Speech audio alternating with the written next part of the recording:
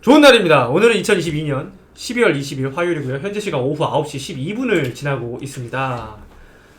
오늘 소개해드릴 물건은 90평짜리인데요. 빠르게 훑고 넘어가고 Q&A 하나 하고 끝내겠습니다. 서울 성북구 동서문로 121 2, 3층 전부 쓰고 있는 스터디 카페고요. 테이블에 칸막이 해놓은 것도 있고 스터디 룸도 있습니다. 면적 90평에 보증금 1억에 월세 550만원이고요. 월세가 좀 세네요. 권리금은 없습니다. 아무래도 90평이다 보니까 월세가 셀 수밖에 없죠. 커피 머신 보이고 제빙기 보이고 저 뒤에는 쇼케이스로 보입니다. 쇼케이스가 뭐냐면 냉장고입니다. 투명한 문이 있는 냉장고. 성신여대 입구역에서 직선거리 140m, 도보 2분 거리에 있고요. 밖에서 보면 이렇게 2, 3층 쓰고 있죠.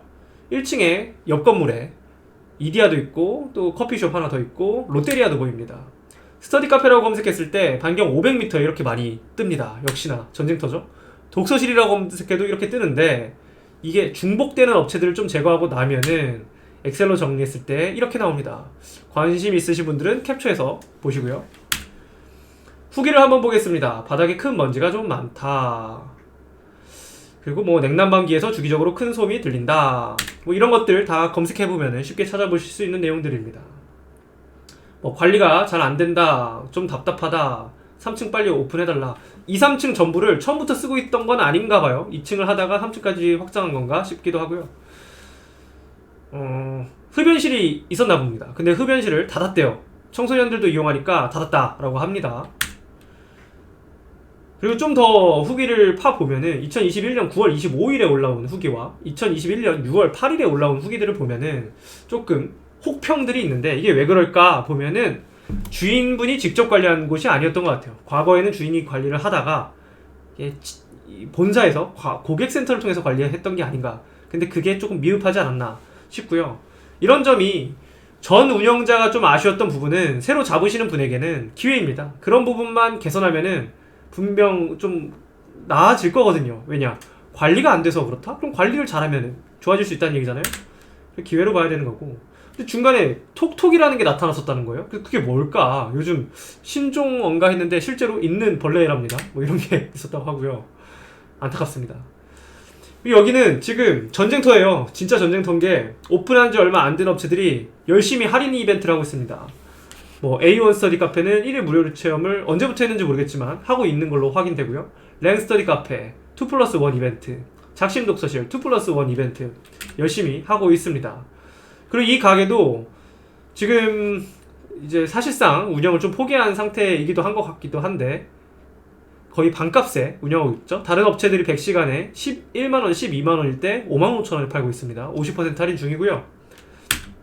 근데 아마 홍보가 제대로 되고 있진 않아 보입니다.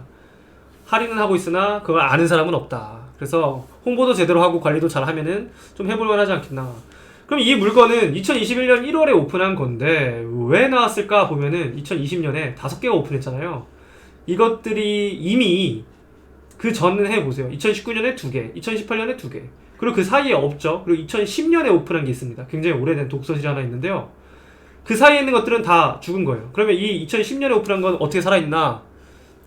나중에 보시면 아시겠지만 아파트 단지 내에 아주 통건물로 터줏대감으로 하나 버티고 있는 게 있습니다. 그런 것들은 보통 그냥 임대인이 하고 있는 건물주가 하는 거기 때문에 흔들리지 않습니다. 그래서 버틴 것 같고 나머지는 다 어떻게 보면 죽은 거죠. 2014, 15, 16년에 오픈한 것들 싹 다 없어진 거예요. 그리고 2020년에도 이렇게 많이 생기고 21년에 2개가 생긴 거다. 그러니까 애초에 경쟁이 너무 치열하니까 그 상황에서 차별성을 내지 못하면은 도태될 수밖에 없는 게 시장 상황이고, 시설에는 다 대동소이하기 때문에 여기서 관리 차별성, 컨셉의 차별화를 통해서 돌파구를 찾아야 되지 않겠나 싶습니다. 이건 좀 화면이 잘려서 아쉬운데 어쨌든 인구가 늘어나는 것 같기도 하고 줄어드는 것 같기도 해요. 그래서 썸 해보면은 그래도 젊은 세대는 조금 늘고 있는 것으로 보인다 라고 할 수 있고요. 제가 앞선 영상에서 송파동 분석할 때 말씀드렸죠. 가운데를 잘라보면은 요게 파란 선까지가 30대고 초록색이 20대고 노란색이 10대잖아요. 근데 보면은 이 초록색이 압도적으로 많죠. 여기가 왜 그럴까 보면은 성신여대 입구역이잖아요. 그럼 누가 많겠습니까? 20대 여성이 많은 거예요. 실제로 20대 남성이 1,400명일 때 여성이 2,900명이 있습니다. 같은 지역에 그렇다는 거고요. 이게 그래도 젊은 동네라고 할 수 있는 것은 대한민국 평균 연령이 43.9세이기 때문에 젊은 동네인 편이다. 비교 대상은 다른 동네에 비해서. 그런데 왜 스타벅스가 반경 1km 내에 2개밖에 없을까? 아하, 일반 카페가 이렇게 많구나 라고 알 수 있고요. 이번 물건은 여기까지 소개해 드리겠습니다. 저 같으면 잡겠냐 안 잡겠냐 했을 때 제가 집 근처였다면은 저는 안 잡았을 것 같아요. 월세가 너무 세요. 차라리 40평짜리 50평짜리 뭐 30평짜리가 나오면은 그걸 잡지. 저는 좀 너무 무겁지 않겠나. 근데 물론 좀 여유 있으신 분들은, 그리고 좀 크게 해서 자신 있는 분들, 본인의 가설을 가지고 한번 뛰어들 수 있다 라고 하면은 가서 실사해보시고 시설만 괜찮다면은 잡아도 괜찮지 않겠나라는 생각도 들고요. 해당 물건은 다른 지역에 있는 것들 중에 한 지역에 있는 것을 제가 직접 가보긴 했었어요. 좋더라고요. 이게 사진으로 보는 것과 실제 가서 보는 것은 다릅니다. 그래서 진짜 관심 있는 분들, 공부하시는 분들은 좀 가서 보시길 권해드립니다. 신규 오픈은 저는 무조건 말려요. 새롭게 오픈하는 것은 말립니다. 있던 거 잘 쓰면 됩니다. 오픈한 지 1년, 2년밖에 안 된 물건들 계속 쏟아져 나오거든요. 공부하시라는 겁니다. 공부는 천천히 해도 됩니다. 그런데 공부하다가 본인이 기회다 싶었을 때는 빠르게 잡아야 됩니다. 그렇게 빠르게 잡기 위해서는 평소에 천천히 차분하게 공부를 해야 되고, 그 공부를 같이 하자고 이 영상을 찍는 겁니다. 근데 이 영상 준비하고 찍는데 생각보다 시간이 걸려가지고 제가 제 일정을, 다른 것들을 소화하면서 이 영상 찍는 게 좀 더디다. 그래서 이렇게 늦은 시간에 찍게 되는 것, 그리고 자주 못 올리는 것 양해 부탁드리고요. 컨설팅 요청이 자꾸 들어오는데 죄송합니다. 제가 진짜 컨설팅은 당분간 전혀 생각이 없어요. 그래서 Q&A를 댓글로 남겨주시면 짧은 거는 답글로, 긴 거는 영상으로 남겨드리고요. 이메일로 보내주시면 그것도 마찬가지로 짧은 거는 답장으로, 긴 거는 영상으로 답변 드리겠습니다. 댓글 하나 답변 드릴게요. 이것 때문에 사실 오늘 영상 찍는 거예요.